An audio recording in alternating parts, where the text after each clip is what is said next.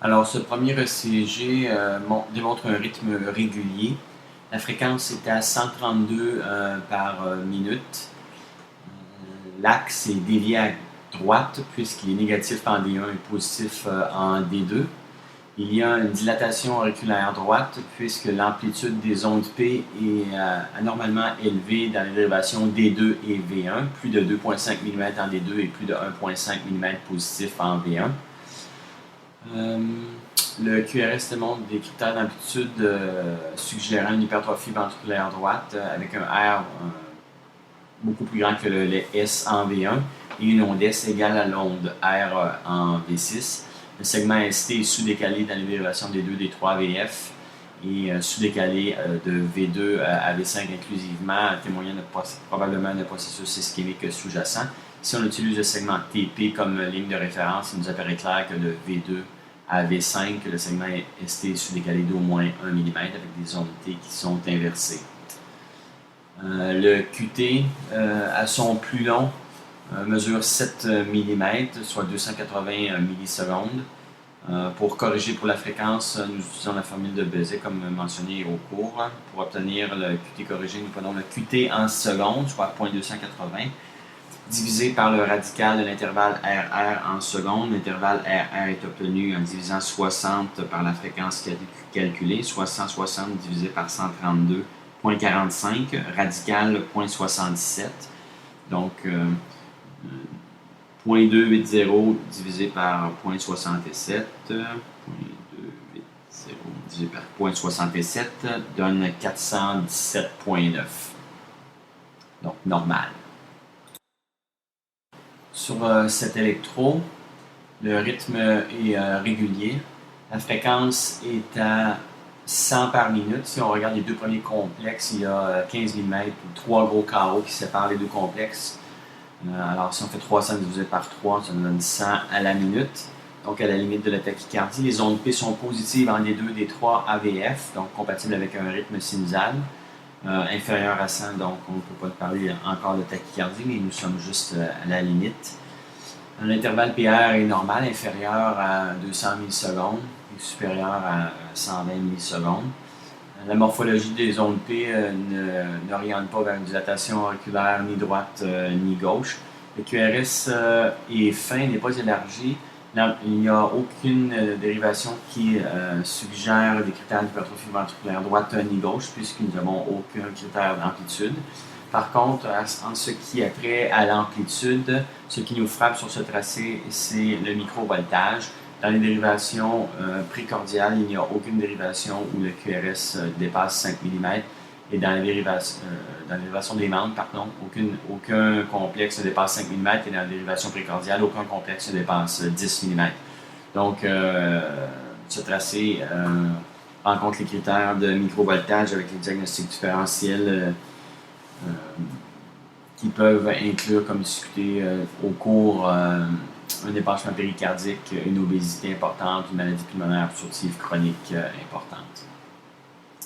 L'axe du QRS, il est isoélectrique en D1, donc il est soit à moins 90 degrés ou à plus 90 degrés. Si je regarde une dérivation perpendiculaire, AVF, et la déflexion est positive, donc l'axe est à 90 degrés. Il n'y a pas d'anomalie du segment ST ni de l'onde T. Et l'intervalle QT est mesuré encore à 7 mm, soit 280 millisecondes. Si l'on corrige pour la fréquence qui est à 100 par minute, vous vous rappelez que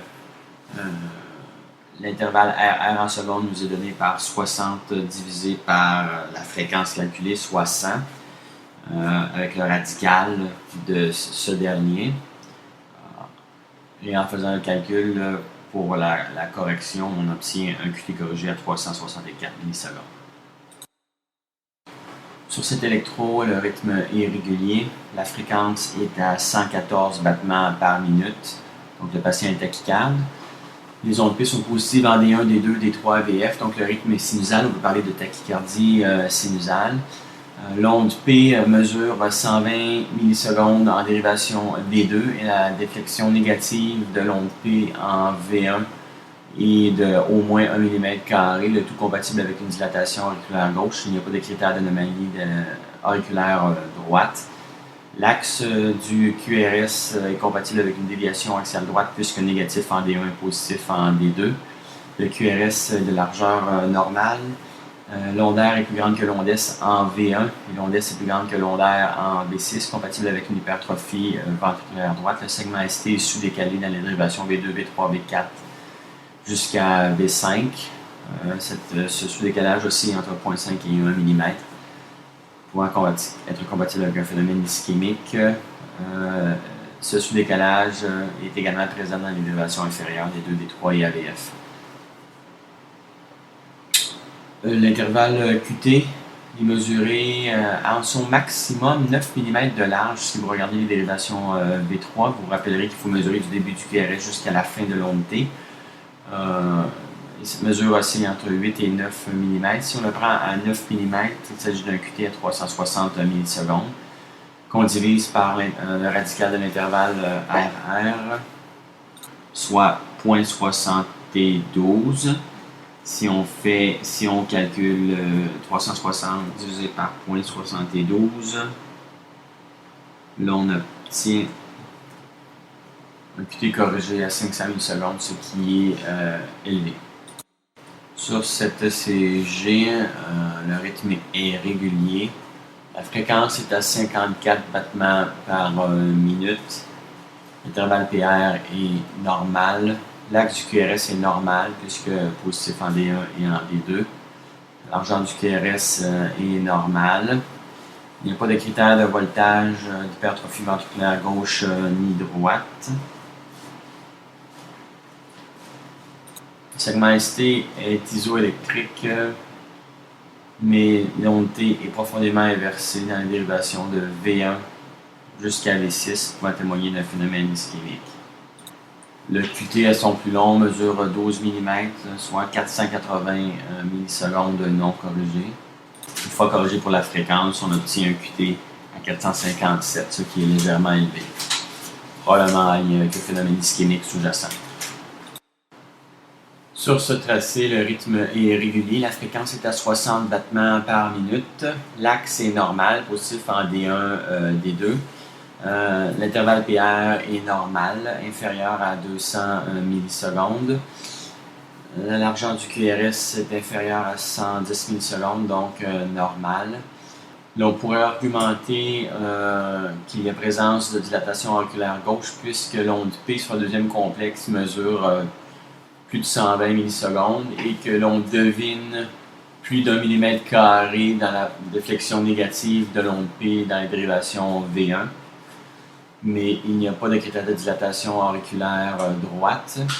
Il y a des critères de voltage qui témoignent d'une hypertrophie ventriculaire gauche, puisque si l'on regarde l'onde R, le deuxième complexe en V5, il mesure 24 mm, et si j'additionne l'onde S en V1 qui mesure près de 13 mm, on obtient une somme de plus de 35 mm compatible avec une hypertrophie ventriculaire gauche.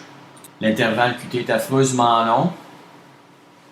Nous revenons ici sur le petit truc que j'avais mentionné en classe. Si la fin de l'onde T se termine à plus de 50% de l'intervalle RR, le QT corrigé est probablement élevé.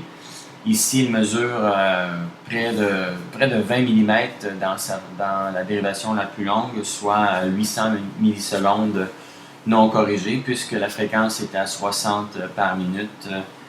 Le QT corrigé demeure à 800 millisecondes, ce qui est très élevé. Il n'y a pas d'anomalie significative du segment ST ou de l'onde T. Sur ce tracé, le rythme est régulier. La fréquence est à 60 battements par minute et étant donné que ce tracé est un enregistrement de 12 secondes, comme je vous avais mentionné durant le cours. Les ondes P sont positives en D1 mais négatives en D2, D3, AVF qui témoignent qu'il s'agit d'un pacemaker qui vient de l'oreillette droite inférieure plutôt que du nœud sinusal. Si l'influx venait du nœud sinusal, elle aurait été positive en D2, D3, AVF. Donc il s'agit d'un rythme auriculaire bas. L'axe moyen du QRS est normal puisque positif en D1 et en D2. Il y a des critères de voltage d'hypertrophie ventriculaire gauche puisque l'amplitude de l'onde d'air est plus de 11 mm en AVL. Le segment ST est isoélectrique et l'onde T est inversée dans les dérivations D1 et AVL qui pourraient être compatibles avec des anomalies de repolarisation sur l'hypertrophie ventriculaire gauche ou un phénomène ischémique. Le QRS n'est pas large. L'intervalle PR dans les limites de la normale. L'intervalle QT à son plus long mesure 400 millisecondes, soit 10 mm de largeur. Puisque la fréquence est à 60, il n'y a pas de correction, puisque l'intervalle, le radical de l'intervalle RR à une fréquence de 60 est égal à 1. Sur ce tracé, le rythme est régulier. La fréquence est calculée à 65 battements par minute. Il est à noter que ce tracé dure encore 12 secondes, si vous ne l'aviez pas remarqué vous-même. L'axe est dévié vers la gauche puisqu'il est positif en D1 et négatif en D2. La largeur du QRS est normale, inférieure à 120 millisecondes. L'intervalle PR est allongé à environ 240 millisecondes, compatible avec un bloc AB du premier degré. Il n'y a pas de critère morphologie de dilatation auriculaire droite. Il y a une possible dilatation auriculaire gauche puisque la surface de la déflexion négative de l'onde P en V1 avoisine 1 mm² ou plus. Il n'y a pas de critère d'hypertrophie ventriculaire droite, mais l'onde d'air mesure plus de 11 mm en AVL, ce qui pourrait être compatible avec une hypertrophie ventriculaire gauche. Il n'y a pas d'anomalie significative du segment ST de l'onde T sur ce tracé. L'intervalle QT dans la dérivation la plus longue mesure 10 mm ou 400 millisecondes. À une fréquence de 65, nous corrigeons en divisant 400 millisecondes par 0.96, ce qui nous donne un intervalle QT corrigé à 417 millisecondes, ce qui est normal.